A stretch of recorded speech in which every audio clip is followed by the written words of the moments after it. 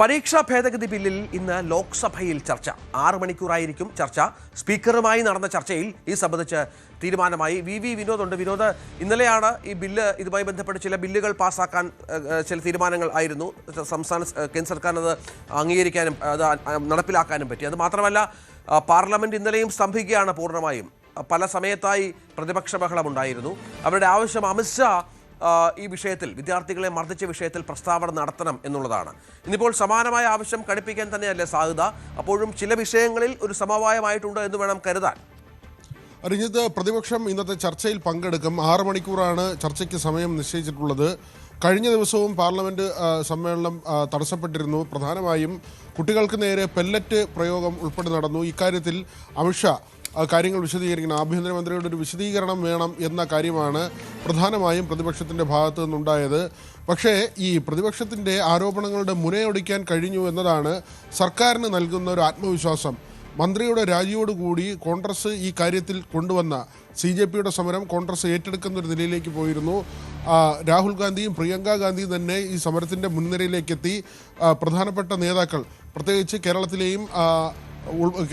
കേരളത്തിലെ കർണാടകയിലെ മുഖ്യമന്ത്രിമാർ ഉൾപ്പെടെയുള്ളവർ ഈ സമരത്തിൻ്റെ ഭാഗമായി രംഗത്ത് വരുന്ന ഒരു സാഹചര്യമുണ്ടായിരുന്നു. അങ്ങനെ കോൺഗ്രസിനൊരു മേൽക്കൈ കിട്ടുന്ന സാഹചര്യം അത് മന്ത്രിയുടെ രാജിയോടുകൂടി ഒഴിവാക്കാൻ കഴിഞ്ഞു. ഇനി ഭേദഗതി ബില്ലിൽ യുവാക്കൾക്ക്, പ്രത്യേകിച്ച് ഈ പരീക്ഷാർത്ഥികൾ, വിദ്യാർത്ഥികൾ, അവരുടെയൊക്കെ തന്നെ താല്പര്യം സംരക്ഷിക്കുന്ന തരത്തിലുള്ള നിയമ ഭേദഗതി കൊണ്ടുവരിക, ഇതാണ് കേന്ദ്രത്തെ സംബന്ധിച്ച് അവരുടെ മുന്നിലുള്ള കാര്യം. പ്രത്യേകിച്ച് BJPയിലെ യുവ നേതാക്കളെ, മറ്റൊന്ന് തൃണമൂലിൽ നിന്ന് അടർന്നു വന്ന നേതാക്കളുണ്ട്, അതിൽ യുവാക്കളെയൊക്കെ തന്നെ ഉപയോഗിച്ചുകൊണ്ട് ഇന്ന് സഭയിൽ കാര്യങ്ങൾ വിശദീകരിക്കുക, അങ്ങനെ നിലപാട് വ്യക്തമാക്കുക എന്നൊരു കാര്യത്തിലേക്കാണ് കേന്ദ്ര സർക്കാർ പോകുന്നത്. അവിടെയും പ്രതിപക്ഷത്തെ സംബന്ധിച്ച് ഈ അമിത്ഷായുടെ വിശദീകരണം എന്ന ഒരു ആവശ്യം അവർ ആവർത്തിച്ച് പറയുന്നുണ്ട്. മറ്റൊന്ന്, നമുക്കറിയാം ഈ എഥനോൾ ആയി ബന്ധപ്പെട്ട് E20 എന്ന ഇന്ധനവുമായി ബന്ധപ്പെട്ട് നിൽക്കുന്ന തർക്കങ്ങൾ, അത് ഏത് നിലയ്ക്ക് ഈ പ്രതിപക്ഷം ഉയർത്തിക്കൊണ്ടുവരും എന്നതിനെക്കുറിച്ചുള്ള ആശങ്കകൾ അല്ലെങ്കിൽ അങ്ങനെയുള്ള അഭ്യൂഹങ്ങൾ ഒക്കെ തന്നെ ഒരു വശത്ത് ഉയർന്നു വരുന്നുണ്ട്. CJPയുടെ സമരം ഈ പരീക്ഷാ വിഷയവുമായി ബന്ധപ്പെട്ട് നീറ്റിൻ്റെ വിഷയത്തിൽ അവസാനിച്ചെങ്കിൽ പോലും സർക്കാരിനെ ആക്രമിക്കുക എന്നൊരു താല്പര്യം കോൺഗ്രസിനുണ്ട്. കോൺഗ്രസ് ഇത് എങ്ങനെ വിനിയോഗിക്കും?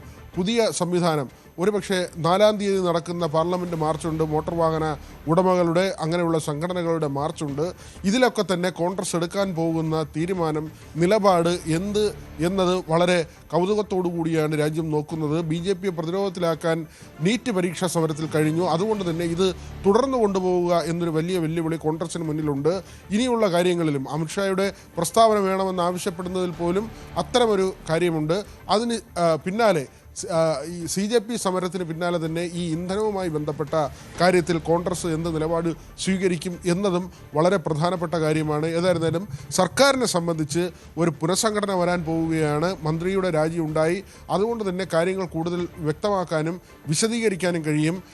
മറ്റ് തരത്തിലുള്ള അഴിമതികളില്ല എന്ന് ഉറച്ച നിലപാടുമായി മുന്നോട്ട് പോകാനുള്ള ഒരു തീരുമാനത്തിൽ തന്നെയാണ് BJP കേന്ദ്ര നേതൃത്വമുള്ള. 2024 ഇതേ തരത്തിൽ പരീക്ഷാ ക്രമക്കേട് നടന്നു. അന്നും ഇതേ മന്ത്രിയായിരുന്നു. പിന്നെ എന്തുകൊണ്ട് ഈ തിരുത്തലുകൾക്ക് ഇത്രയും കാലതാമസമുണ്ടായി, അല്ലെങ്കിൽ തിരുത്തലുകൾക്ക് മന്ത്രി ധർമ്മേന്ദ്ര പ്രധാൻ തയ്യാറായില്ല എന്ന ചോദ്യങ്ങളൊക്കെ തന്നെ ഒരു വശത്ത് ഉയർന്നു വന്നതാണ്. അതെല്ലാം മറികടക്കുന്നതിന് ഈ രാജി കൊണ്ട് സർക്കാരിന് സാധിച്ചു എന്നത് തന്നെയാണ് വളരെ പ്രധാനപ്പെട്ട കാര്യം. വി വിനോദാണ് വിവരങ്ങൾ പങ്കുവച്ചത്.